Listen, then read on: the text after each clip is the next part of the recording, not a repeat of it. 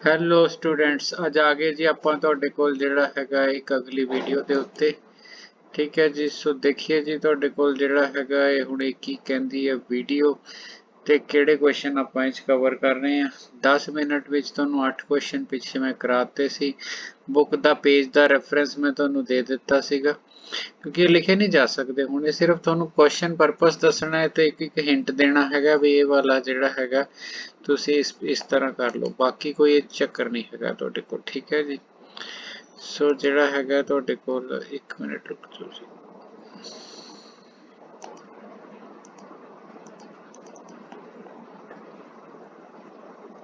ਇੱਕ ਮਿੰਟ ਆਪਾਂ ਜਿਹੜਾ ਹੈਗਾ ਤੁਹਾਡੇ ਕੋਲ ਸਕੈਚ ਸਿਲੈਕਟ ਕਰ ਲਈਏ।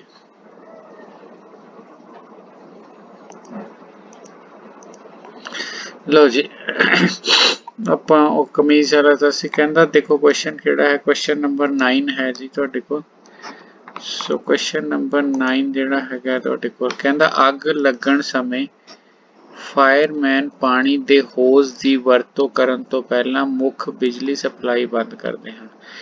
ਦੇਖੋ ਫਾਇਰਮੈਨ ਹੁੰਦਾ ਜਿਹਨੇ ਅੱਗ ਬੁਝਾਉਣੀ ਹੈ, ਜ਼ਿਆਦਾਤਰ ਉਹ ਪਾਣੀ ਨਾਲ ਬੁਝਾਉਂਦੇ ਆ, ਹਾਲਾਂਕਿ ਰੇਤ ਵੀ ਯੂਜ਼ ਕਰਦੇ ਆ। ਤੁਹਾਡੇ ਪਾਸ ਤਾਂ ਬਿਜਲੀ ਦੀ ਸਪਲਾਈ ਕਿਉਂ ਬੰਦ ਕਰਦੇ ਨੇ?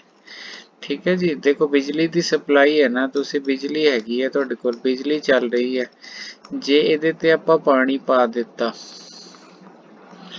ਪਾਣੀ ਨੇ ਤਾਂ ਕਰੰਟ ਪਾਸ ਹੋ ਜਾਣਾ ਤੁਹਾਡੇ ਕੋਲ। ਕਰੰਟ ਜਿਹੜਾ ਹੈਗਾ ਤੁਹਾਡੇ ਕੋਲ ਇਹ ਪਾਸ ਹੋ ਜਾਊਗਾ, ਹੈ ਨਾ।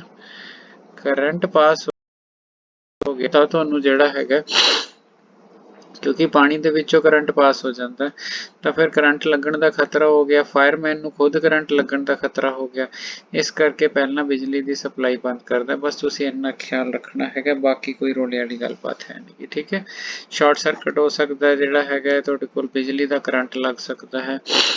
ਠੀਕ ਹੈ, ਤਾਂ ਜਿਹੜਾ ਹੈਗਾ ਉਸ ਤੋਂ ਅਗਲਾ ਕੁਐਸਚਨ ਹੈ, ਕਹਿੰਦਾ ਲਿੰਗੀ ਹਾਰਮੋਨ ਕੀ ਹੁੰਦੇ ਹਨ, ਉਹਨਾਂ ਦਾ ਨਾਮਕਰਨ ਇਸ ਪ੍ਰਕਾਰ ਕਿਉਂ ਕੀਤਾ ਜਾਂਦਾ ਹੈ, ਇਹਨਾਂ ਦੇ ਕੰਮ ਦੱਸੋ। ਠੀਕ ਹੈ, ਠੀਕ ਹੈ। ਸੈਕੰਡਰੀ ਲਿੰਗੀ ਲੱਛਣ ਜਿਹੜੇ ਹਾਰਮੋਨਾਂ ਕਰਕੇ ਆਉਂਦੇ ਨੇ, ਮੈਂ ਪੂਰਾ ਪੇਜ ਦੱਸ ਦਿੰਦਾ। ਸੈਕੰਡਰੀ ਲਿੰਗੀ ਲੱਛਣ ਜਿਨ੍ਹਾਂ ਹਾਰਮੋਨਾਂ ਕਰਕੇ ਪੈਦਾ ਹੁੰਦੇ ਹਨ ਉਹਨਾਂ ਨੂੰ ਲਿੰਗੀ ਹਾਰਮੋਨ ਕਹਿੰਦੇ ਹਨ। ਠੀਕ ਹੈ ਜੀ, ਤੇ ਜਿਹੜੇ ਮੇਲ ਹੁੰਦੇ ਆ ਤੁਹਾਡੇ ਕੋਲ ਜਿਹੜਾ ਹੁੰਦਾ ਹੈਗਾ ਟੈਸਟੋਸਟਰੋਨ ਹੁੰਦਾ। ਮੈਂ ਤੁਹਾਨੂੰ ਪੇਜ ਤੇ ਲੈ ਜਾਣਾ, ਤੁਸੀਂ ਉੱਥੋਂ ਪੜ੍ਹ ਲੈਣਾ। ਤੁਹਾਡੀ ਬੁੱਕ ਦਾ ਹੀ ਪੇਜ ਹੈਗਾ, ਉਹਦੇ ਵਿੱਚ ਕਾਫੀ ਕੁਝ ਲਿਖਿਆ ਹੋਇਆ, ਤੁਸੀਂ ਤੁਹਾਨੂੰ ਬਿਲਕੁਲ ਸ਼ਾਰਟ ਜਿਹਾ ਤੁਹਾਡੇ ਪਾਸ। ਠੀਕ ਹੈ, ਜਿਹੜੇ ਹਾਰਮੋਨ ਸੈਕੰਡਰੀ, ਇਹ ਹਾਰਮੋਨ ਸੈਕੰਡਰੀ ਲਿੰਗੀ ਲੱਛਣਾਂ ਲਈ ਜ਼ਿੰਮੇਵਾਰ ਹੁੰਦੇ ਹਨ। ਠੀਕ ਹੈ, ਇਹਨਾਂ ਨੂੰ ਤਾਂ ਆਪਾਂ ਲਿੰਗੀ ਹਾਰਮੋਨ ਕਹਿੰਦੇ ਹੈਗੇ ਆ ਤੁਹਾਡੇ ਕੋਲ। ਇੱਥੋਂ ਤਾਂ ਲਾਈਨ ਤੁਸੀਂ ਆ ਚੱਕ ਲੋਗੇ। ਠੀਕ ਹੈ, ਹੁਣ ਜਿਹੜੇ ਹੁੰਦੇ ਕਿਹੜੇ ਨੇ ਤੁਹਾਡੇ ਕੋਲ? ਠੀਕ ਹੈ ਜੀ, ਸੋ ਮੈਂ ਮਾੜਾ ਜਿਹਾ ਕਲਰ ਚੇਂਜ ਕਰਕੇ 2 ਲਾਈਨਾਂ ਕਰ ਦਿੰਦਾ ਵਾ ਡਾਰਕ, ਤੁਸੀਂ ਜਿੰਨੀ ਕੁ ਤੋਂ ਯਾਦ ਹੋ ਸਕੀ।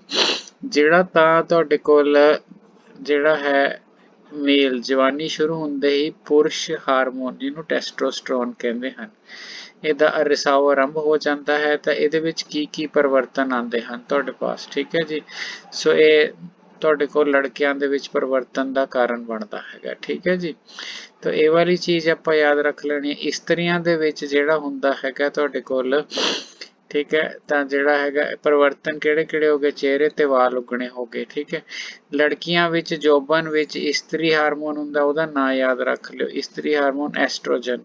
ਸੋ ਇੱਕ ਆ ਯਾਦ ਕਰ ਲਿਓ ਜੀ ਟੈਸਟੋਸਟਰੋਨ, ਤੇ ਇੱਕ ਯਾਦ ਕਰ ਲਿਓ ਐਸਟ੍ਰੋਜਨ। 2 ਤਾਂ ਨਾਂ ਯਾਦ ਹੋ ਗਏ।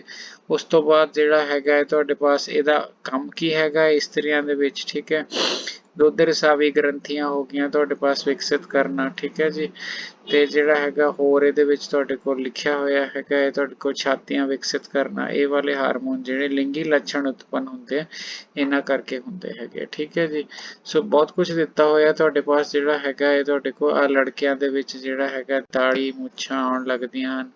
ਠੀਕ ਹੈ, ਤਾਂ ਜਿਹੜਾ ਹੈਗਾ ਤੁਹਾਡੇ ਕੋਲ ਤੁਸੀਂ ਜਿਹੜੇ ਵੀ ਤੁਹਾਨੂੰ 2-3 ਐਡ ਲੱਗੇ ਬਸ ਨਾਂ ਜ਼ਰੂਰ ਯਾਦ ਕਰ ਲਿਓ। ਤੁਹਾਡੇ ਕੋਲ ਸਭ ਤੋਂ ਪਹਿਲਾ ਪਾਰਟ ਸੀਗਾ ਜਿਹੜਾ ਹੈਗਾ ਇੱਥੇ ਵੀ ਲਿਖਿਆ ਹੋਇਆ, ਸੌਖਾ, ਇੱਥੋਂ ਯਾਦ ਕਰ ਲਿਓ। ਇਸਤਰੀਆਂ ਵਿੱਚ ਤੁਹਾਡੇ ਕੋਲ ਜਿੱਥੋਂ ਮਰਜ਼ੀ ਯਾਦ ਕਰ ਲਿਓ। ਤੁਹਾਡੇ ਕੋਲ ਜਿਹੜਾ ਹੈਗਾ ਜਵਾਨੀ ਦੇ ਆਰੰਭ ਵਿੱਚ ਸਰੀਰਕ ਪਰਿਵਰਤਨ ਹੁੰਦੇ ਨੇ ਲਿੰਗੀ ਹਾਰਮੋਨਾਂ ਨਾਲ। ਬਸ ਆਹ ਚੀਜ਼ ਤੁਸੀਂ ਯਾਦ ਕਰਨਾ ਕਿ ਜਿਹੜੇ ਹਾਰਮੋਨ ਲਿੰਗੀ ਪਰਿਵਰਤਨ ਲੈ ਕੇ ਆਉਂਦੇ ਨੇ ਲਿੰਗੀ ਹਾਰਮੋਨ ਕਹਿੰਦੇ ਹਨ, ਕਿਉਂਕਿ ਇਸੇ ਕਰਕੇ ਕਹਿੰਦੇ ਕਿਉਂਕਿ ਉਹ ਪਰਿਵਰਤਨ ਲੈ ਕੇ ਆਉਂਦੇ। ਬੰਦਿਆਂ ਚ ਐਸਟ੍ਰੋਜਨ ਕਰ ਲਿਓ, ਸੌਰੀ ਟੈਸਟੋਸਟੇਰੋਨ ਕਰ ਲਿਓ, ਇਸਤਰੀਆਂ ਚ ਐਸਟ੍ਰੋਜਨ, ਬਸ ਇੱਥੋਂ ਕਰ ਲਿਓ, ਤੁਹਾਡਾ ਕੁਐਸਚਨ ਹੋ ਜਾਏਗਾ। ਠੀਕ ਹੈ ਜੀ, ਬਾਕੀ ਤੁਹਾਡੇ ਟੀਚਰ ਨੇ ਲਿਖਾਇਆ ਹੋਏਗਾ, ਤੁਸੀਂ ਉਸ ਤਰ੍ਹਾਂ ਕਰ ਲਿਓ, ਕੋਈ ਦਿੱਕਤ ਵਾਲੀ ਗੱਲ ਨਹੀਂ ਗੀ। ਤਾਂ ਆਹ ਕੁਐਸਚਨ ਹੋ ਗਿਆ ਜੀ। ਇੱਕ ਪੈਂਡੂਲਮ 4 ਸਕਿੰਟ ਵਿੱਚ 40 ਵਾਰ ਡੋਲਨ ਕਰਦਾ ਹੈ। 4 ਸੈਕਿੰਡ ਚ ਕਿੰਨੀ ਵਾਰ ਕਰਦਾ ਹੈਗਾ? 40 ਵਾਰ, ਹੈ ਨਾ। 1 ਸੈਕਿੰਡ ਚ ਕਿੰਨੀ ਵਾਰ ਕਰੂਗਾ? 1 ਸੈਕਿੰਡ ਵਿੱਚ ਜਿਹੜਾ ਹੋਊਗਾ, ਠੀਕ ਹੈ, 40/4 110 ਆ ਗਿਆ। ਤੋ ਇਹ ਡੋਲਨ ਕਰਦਾ। ਫ੍ਰੀਕੁਐਂਸੀ ਜਿਹੜੀ ਹੁੰਦੀ ਹੈ ਨਾ, ਆਵਰਿਤੀ ਹੁੰਦੀ ਹੈ number of vibration in 1 second. 1 second ਵਿੱਚ ਕਿੰਨੀ ਹੈ? ਤੋ ਆਵਰਿਤੀ ਜਿਹੜੀ ਤੁਹਾਡੀ ਫ੍ਰੀਕੁਐਂਸੀ ਉਹ 10 ਆ ਗਈ। ਤੇ ਜਿਹੜਾ ਤੁਹਾਡਾ ਆਵਰਤ ਕਾਲ ਹੁੰਦਾ ਟਾਈਮ ਪੀਰੀਅਡ ਉਹ 1 ਫ੍ਰੀਕੁਐਂਸੀ ਹੁੰਦਾ। ਸੋ ਇਹਨੂੰ 1/10.1 ਸੈਕਿੰਡ ਕਹਿੰਦੇ ਆ।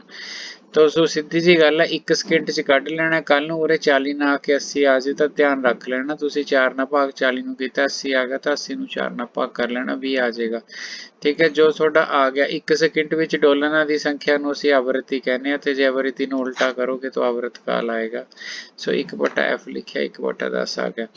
ਸ਼ੋਰ ਮਨੁੱਖ ਲਈ ਕਿਵੇਂ ਹਾਨੀਕਾਰਕ ਹੈ? ਠੀਕ ਹੈ ਜੀ, ਮਨੁੱਖ ਦਾ BP ਵੱਧਦਾ, ਮਨੁੱਖ ਦੇ ਕੰਨ ਦਾ ਪਰਦਾ ਪਾਟ ਸਕਦਾ ਤੁਹਾਡੇ ਕੋਲ, ਉਹਦੀ ਨੀਂਦ ਨੂੰ ਅਨਿੰਦਰਾ ਹੋ ਸਕਦਾ ਹੈ। ਠੀਕ ਹੈ, ਰਕਤਚਾਪ ਜਿਹਨੂੰ ਕਹਿੰਦੇ, ਸਾਰੀਆਂ ਬਿਮਾਰੀਆਂ ਮਨੁੱਖ ਨੂੰ ਲੱਗ ਸਕਦੀਆਂ ਤੁਹਾਡੇ ਕੋਲ। ਠੀਕ ਹੈ, ਆਰਾਮ ਨਾਲ ਕਰ ਸਕਦੇ ਹੋ। ਕਹਿੰਦਾ ਦਰਸਾਈ ਗਈ ਵਿਵਸਥਾ ਵਿੱਚ ਬਲਬ ਨਹੀਂ ਚਮਕਦਾ, ਇਹਦਾ ਕੀ ਕਾਰਨ ਹੋ ਸਕਦਾ? ਠੀਕ ਹੈ, ਇਹਦੇ ਵਿੱਚ ਜਿਹੜਾ ਹੈਗਾ ਸੈਲ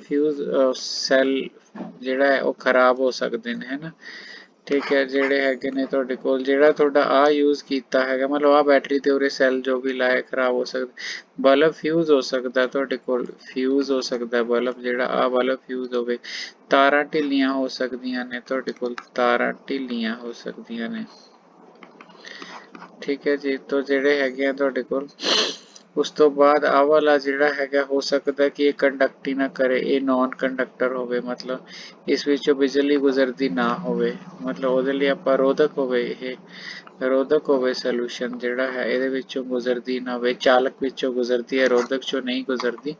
ਸੋ ਇਹ ਚੀਜ਼ ਆਪਾਂ ਨੇ ਖਿਆਲ ਰੱਖਣਾ ਹੈਗਾ ਤੁਹਾਡੇ ਕੋਲ। ਠੀਕ ਹੈ ਜੀ, ਕੀ ਸ਼ੁੱਧ ਪਾਣੀ ਬਿਜਲੀ ਦਾ ਚਾਲਕ ਹੈ? ਜੇ ਨਹੀਂ ਤਾਂ ਇਸ ਨੂੰ ਚਾਲਕ ਬਣਾਉਣ ਲਈ, ਸੋ ਸ਼ੁੱਧ ਤਾਂ ਬਿਲਕੁਲ ਨਹੀਂ ਹੈ, ਪਰ ਸ਼ੁੱਧ ਪਾਣੀ ਤੁਹਾਨੂੰ ਮਿਲਣਾ ਨਹੀਂ ਛੇਤੀ। ਪਾਣੀ ਵਿੱਚ ਕੋਈ ਨਾ ਕੋਈ ਜਿਹੜੀ ਹੈਗੀ ਅਸ਼ੁੱਧੀ ਹੁੰਦੀ ਹੈ। ਕਿ ਇਸ ਨੂੰ ਚਾਲਕ ਬਣਾਉਣ ਲਈ ਅਸੀਂ ਕੀ ਕਰ ਸਕਦੇ ਹਾਂ? ਠੀਕ ਹੈ ਜੀ, ਤੋ ਜਿਹੜਾ ਹੈਗਾ ਤੁਹਾਡੇ ਕੋਲ ਸ਼ੁੱਧ ਪਾਲਕ ਤਾਂ ਨਹੀਂ ਹੈਗਾ, ਉਹ 'ਚ ਬਿਜਲੀ ਨਹੀਂ ਗੁਜ਼ਰਦੀ। ਚਾਲਕ ਬਣਾਉਣ ਲਈ ਤੁਸੀਂ ਇਹਦੇ ਵਿੱਚ ਐਸਿਡ ਪਾ ਸਕਦੇ ਹੋ ਤੁਹਾਡੇ ਕੋਲ। ਠੀਕ ਹੈ, ਤੁਸੀਂ ਇਹਦੇ ਵਿੱਚ ਨਮਕ ਵੀ ਪਾ ਸਕਦੇ ਹੋ, ਯਾਨੀ ਕਿ ਲੂਣ ਪਾ ਸਕਦੇ ਹੋ ਤੁਹਾਡੇ ਕੋਲ। ਤੁਸੀਂ ਇਹਦੇ ਵਿੱਚ ਬੇਸ ਵੀ ਪਾ ਸਕਦੇ ਹੋ ਤੁਹਾਡੇ ਕੋਲ। ਠੀਕ ਹੈ ਜੀ, ਤਾਂ ਜਿਹੜਾ ਖਾਰ ਵੀ ਪਾ ਸਕਦੇ ਹੋ। ਸੋ ਆਇਨ ਹੋਣੇ ਚਾਹੀਦੇ ਨੇ, ਜਦ ਨਾ ਮਰਜ਼ੀ ਆਇਨ ਪੈਦਾ ਹੋ ਜਾਣ, ਇਹਨੇ ਕੰਡਕਟ ਕਰ ਜਾਣਾ। ਆਪਣੇ ਆਲੇ ਦੁਆਲੇ ਦੀਆਂ ਤੁਹਾਡੇ ਪਾਸ ਜਿਹੜੇ ਬਿਜਲੀ ਮੁਲੰਵਿਤ ਵਸਤੂਆਂ ਦੀ ਸੂਚੀ ਬਣਾਓ ਜਿਨ੍ਹਾਂ ਤੇ ਆਪਾਂ ਇਲੈਕਟ੍ਰੋਪਲੇਟਿੰਗ ਕਰੀ ਹੋਈ ਹੈ। ਇਲੈਕਟ੍ਰੋਪਲੇਟਿੰਗ ਕਰੀ ਹੋਈ ਦਾ ਮਤਲਬ ਹੈਗਾ ਤੁਹਾਡੇ ਕੋਲ ਜਿਨ੍ਹਾਂ ਉੱਤੇ ਆਪਾਂ ਜਿਹੜਾ ਹੈਗਾ ਦੂਜੀ ਮੈਟਲ ਦੀ ਪਰਤ ਚੜਾਈ ਹੋਈ ਹੈ। ਠੀਕ ਹੈ, ਇਹ 'ਚ ਘੜੀਆਂ ਆ ਜਾਂਦੀਆਂ ਨੇ, ਜਿਵੇਂ ਸੋਨੇ ਦੀ ਪਰਤ ਚੜੀ ਹੁੰਦੀ ਹੈ। ਤਾਂ ਸਾਈਕਲ ਦਾ ਹੈਂਡਲ ਆ ਸਕਦਾ ਤੁਹਾਡੇ ਕੋਲ, ਸਾਈਕਲ ਹੈਂਡਲ, ਕਿਉਂਕਿ ਉਹ 'ਤੇ ਵੀ ਕ੍ਰੋਮੀਅਮ ਦੀ ਪਰਤ ਚੜੀ ਹੁੰਦੀ ਹੈ। ਠੀਕ ਹੈ, ਡੋਰ ਹੈਂਡਲ ਤੁਹਾਡੇ ਕੋਲ, ਦਰਵਾਜ਼ਿਆਂ ਦੇ ਹੈਂਡਲ ਆ ਸਕਦੇ ਆ ਤੁਹਾਡੇ ਕੋਲ। ਠੀਕ ਹੈ, ਦੇ ਹੈਂਡਲ ਹੋ ਸਕਦੇ ਆ।